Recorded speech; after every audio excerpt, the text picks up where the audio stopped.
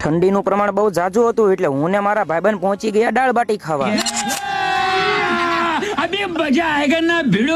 Salangpur road ઉપર નવું ચાલુ થયેલું બાપા સીતારામ દાળ બાટી। પહેલા હું ને મારા મિત્ર ખાઈ લેવી, પછી તમને કહું કે દાળ બાટી કેવી હતી ને ક્યાં આવેલી છે।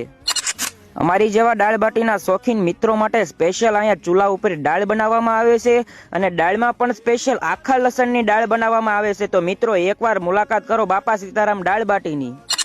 હું ને મારા મિત્રો બેસી ગયા ટેબલ ઉપર દાળ બાટી ખાવા। આજ તો ખાઈ ખાઈને બાકાજી કી બોલાવી દેવી છે। कौन है ये लोग, कहां से आते हैं? દાળ બાટી તો આવી ગઈ મિત્રો, પણ અહીં તમને સાથે સાથે તળેલા ભૂંગળા, અમૂલની છાશ, સિંગ, ડુંગળી ને કળી આમ તમામ વસ્તુ તમને અહીં આપવામાં આવે છે। હું ને મારા મિત્રોએ ફટાફટ ખાવાની શરૂઆત કરી દીધી। क्या बात है सर, क्या बात है सर, क्या बात।